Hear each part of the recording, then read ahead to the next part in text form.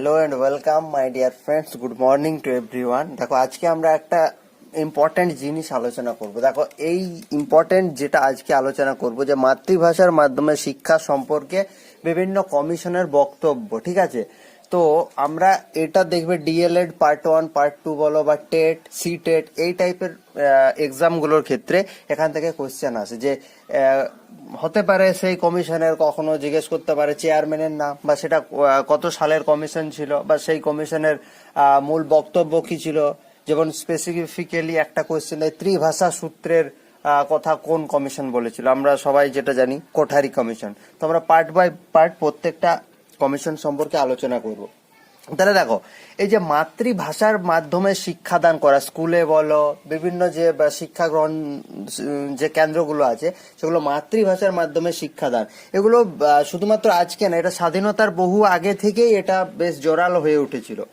ঠিক আছে, তারপর সময়ের সাথে সাথে সামঞ্জস্য রেখে সমাজে যে ধরনের পরিবর্তনগুলো এসছে, সেগুলোর সাথে সামঞ্জস্য রেখে ভারতীয় শিক্ষানীতিতে মাতৃভাষাকে অন্তর্ভুক্ত করা, বা বলতে পারো মাতৃভাষার গুরুত্ব নিয়ে আলোচনা করার জন্য অনেকগুলো বিভিন্ন সময় যারা ক্ষমতায় ছিলেন, সে ভারত সরকার হতে পারে, ব্রিটিশ সরকারও হতে পারে, বা বিভিন্ন যে সমাজ সংস্কারক লোকজন, তারা মিলেমিশে বহু প্রচেষ্টা করে গেছেন। তার ফলে বহু আমার কমিশন গঠিত হয়েছে। ঠিক আছে, আমরা স্টেপ বাই স্টেপ জানি।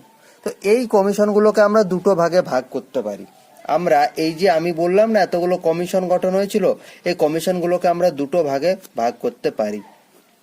একটা হচ্ছে স্বাধীনতা পরবর্তী কমিশন। ঠিক আছে, স্বাধীনতা পরবর্তী কমিশন অর্থাৎ ভারত স্বাধীন হওয়ার পরে যেগুলো গঠিত হয়েছিল, স্বাধীনতা পরবর্তী কমিশন।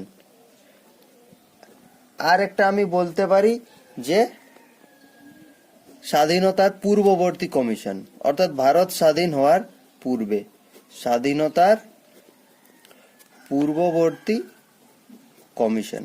ভারত স্বাধীন হওয়ার পূর্বে এই কমিশনগুলো তৈরি হয়েছিল। ওকে, এরপর চলো স্টেপ বাই স্টেপ আমরা এগুলো আলোচনা করব।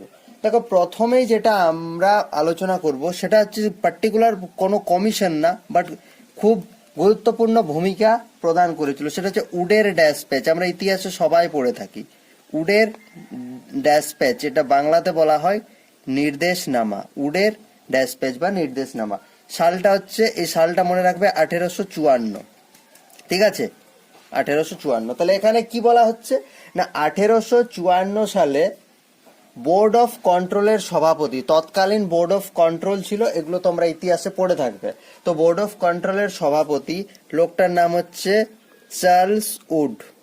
লোকটার নাম কি? লোকটার নাম হচ্ছে চার্লস উড। এই চার্লস উড তৎকালীন যে ভারতের গভর্নর জেনারেল, সেই সময় ভারতের গভর্নর জেনারেল হচ্ছে লর্ড ডালহৌসি। আমরা ইতিহাসে পড়েছি সত্য বিলোপ নীতি যিনি প্রবর্তন করেছিলেন।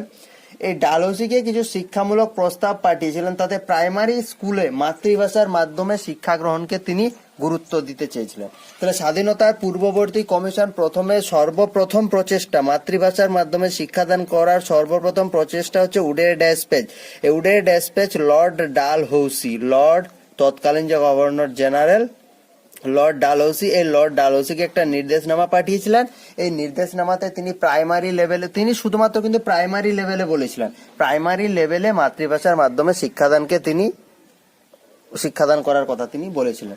এই গেল একটা কমিশন। এর পরবর্তী কমিশন চলো, যে কমিশনটা আসছে সেটা হচ্ছে হান্টার কমিশন। ঠিক আছে, 1882 থেকে 83। 1882 সালে তৎকালীন ভারতের ভাইসরয়, এগুলো মনে রাখবে, কোশ্চেন দিলেও দিতে পারে।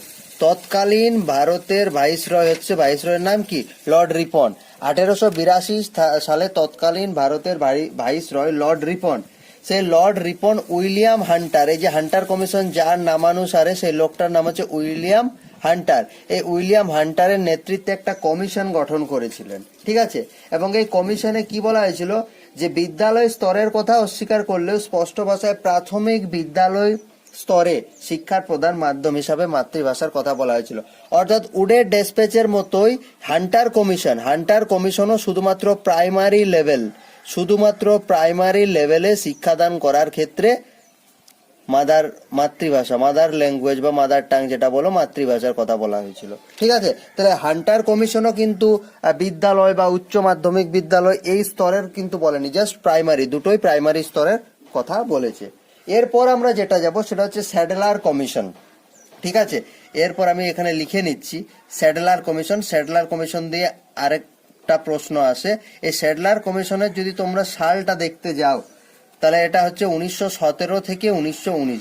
এই স্যাডলার কমিশনের থেকে একটা প্রশ্ন আসে, এটাকে কলকাতা বিশ্ববিদ্যালয় কমিশনও বলা হয়ে থাকে। ঠিক আছে, মনে রাখবে এটাকে বলা হয় কলকাতা বিশ্ববিদ্যালয় কমিশন। ঠিক আছে, এটাকে কি বলা হয়ে থাকে? কলকাতা বিশ্ববিদ্যালয় কমিশন। কলকাতা বিশ্ববিদ্যালয় কমিশন মাইকেল আর্নেস্ট স্যাডলারের নেতৃত্বে গঠিত হয়েছিল। স্যাডলার কেন নাম না, লোকটার নাম হচ্ছে মাইকেল আর্নেস্ট, এগুলো মনে রাখবে, আর্নেস্ট স্যাডলার। এই মাইকেল আর্নেস্ট স্যাডলারের নেতৃত্বে এই কমিশনটা গঠন করা হয়েছিল, সেজন্য এটাকে আমরা স্যাডলার কমিশন হিসাবে বলে থাকি। এই কমিশন সর্বপ্রথম মাধ্যমিক স্তরে মাতৃভাষার মাধ্যমে শিক্ষাদান গ্রহণ করার কথা বলেছিল। তাহলে সর্বপ্রথম দেখো, আগের উডের ড্যাসপ্যাচের কথাই বলো বা হান্টার কমিশন বলো, তারা দুটোই কিন্তু প্রাইমারি লেভেলের কথা বলেছিল। ঠিক আছে, কিন্তু এই স্যাডলার কমিশন সর্বপ্রথম কি? স্যাডলার কমিশন সর্বপ্রথম মাধ্যমিক স্তরে মাধ্যমিক স্তরে মাতৃভাষার মাধ্যমে শিক্ষাদান গ্রহণ করার কথা বলেছিল। তাহলে ভালো করে যদি তোমরা লক্ষ্য করো, 1854, 1882, 83, 1917, 19 এগুলো দেখো, ভারত স্বাধীন হচ্ছে 1947। তাহলে প্রত্যেকটাই দেখো স্বাধীনতার পূর্বে। সেই জন্য এই উডের ড্যাসপ্যাচ, হান্টার কমিশন, স্যাডলার কমিশন এগুলোকে তুমি স্বাধীনতার পূর্ববর্তী কমিশন হিসেবে আখ্যায়িত করতে পারো। এরপর নেক্সট আমরা যেটা যাব, নেক্সট ডক্টর রাধাকৃষ্ণন কমিশন। ঠিক আছে, নেক্সট যেটা যাব রাধাকৃষ্ণন কমিশন, এটা দেখো 1948-49। তাহলে আমরা ভারতীয়রা জানি 1947-এ ভারত স্বাধীন হয়েছিল। তাহলে এটাও প্রশ্ন হতে পারে, স্বাধীনতা পরবর্তী প্রথম কমিশন। এটা হচ্ছে স্বাধীনতা পরবর্তী কমিশন, প্রথম কমিশন গঠন করা হয়েছিল। ঠিক আছে, মাতৃভাষার মাধ্যমে। এ কি করলো? এ প্রাইমারি বলো বা মাধ্যমিক তো আছেই, প্রাইমারি মাধ্যমিক তো আছেই, সেগুলো বাদ দিয়ে যত হায়ার স্টাডিজের জন্য, হায়ার স্টাডি বলতে পারো, হায়ার এডুকেশন বলতে পারো, এই সর্বপ্রথম, আচ্ছা, এটা রাধাকৃষ্ণনের নেতৃত্বে, ডক্টর রাধাকৃষ্ণনের নেতৃত্বে এই কমিশন গঠন করা হয়েছিল। এবং ডক্টর রাধাকৃষ্ণন কমিশন সর্বপ্রথম প্রাথমিক, মাধ্যমিক, তার সাথে মাধ্যমিকের পরবর্তী যত হায়ার স্টাডিজ আছে সেখানে মাতৃভাষার মাধ্যমে শিক্ষাদান করার কথা বলা হয়েছিল।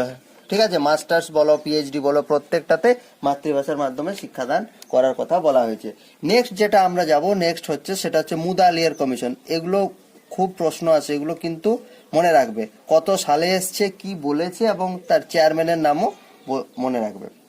মুদালিয়ার কমিশন আমরা সবাই জানি, এটা হচ্ছে 1952-53। ওকে, কার নেতৃত্বে গঠন করা হয়েছিল? ডক্টর লক্ষণ স্বামী মুদালিয়ার। প্রশ্ন আসে, ডক্টর লক্ষণ স্বামী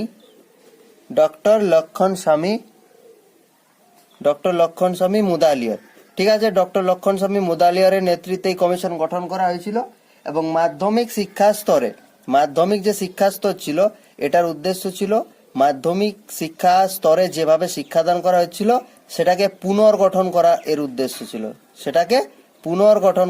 উদ্দেশ্য ছিল। তাহলে মাধ্যমিকের শিক্ষারীতি পুনর্গঠনের উদ্দেশ্যে মুদালিয়ার কমিশন ডক্টর লক্ষণ স্বামী মুদালিয়ারের নেতৃত্বে গঠন করা হয়েছিল। সালটা হচ্ছে 1952 থেকে 1953। এবং এ কি করলো? এও এই রাধাকৃষ্ণন কমিশনের মতো শিক্ষার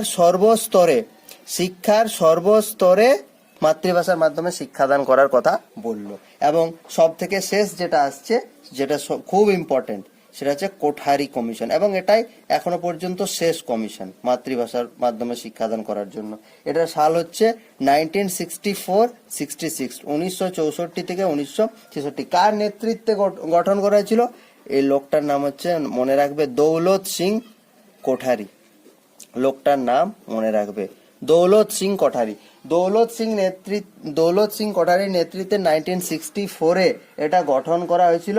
এবং 1966 সালে এ তার রিপোর্টটা পেশ করেছিল। এতে বলা হয়েছিল যে শিক্ষায় ত্রিভাষা সূত্র, আমি প্রথমেই বলেছিলাম ত্রিভাষা